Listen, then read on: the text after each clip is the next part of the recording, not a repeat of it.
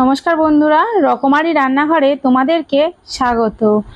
সবসময় তো ডিমের ঝোল করে খেয়ে থাকি, ডিমের কারি করে খেয়ে থাকি। আজকের ভাবলাম ডিমের ভাপা করে দেখি। তাহলে চলুন বন্ধুরা, দেখা যাক আজকের এই রেসিপিটা। আজকের রেসিপি হলো ডিম ভাপা।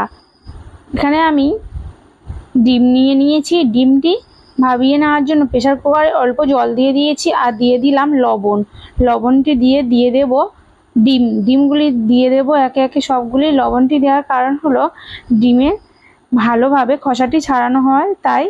আর মশলার মধ্যে নিয়ে নিলাম সাদা সর্ষে, কালো সর্ষে, কাজু, কাঁচা লঙ্কা ও পোস্ত। এটা মিক্সিং জারে পেস্ট বানিয়ে নেব।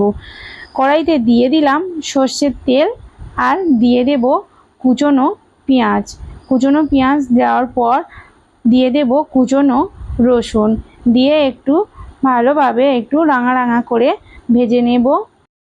ভাজা হয়ে গেছে। এবার টিফিন বক্সের মধ্যে আমি তুলে নিলাম পেঁয়াজ আর রসুন ভাজাটি আর দিয়ে দিলাম যে পেস্টটি করেছিলাম মশলার, সেই পেস্টটি দিয়ে দিলাম।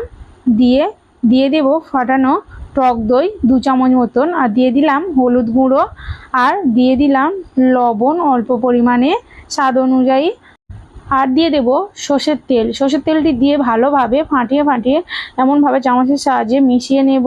মিশিয়ে নেওয়ার পর দিয়ে দেব অল্প পরিমাণে জল। দিয়ে ডিমগুলি আমি পিস পিস করে কেটে নিয়েছি। নিয়ে একে একে সবগুলি দিয়ে দেব।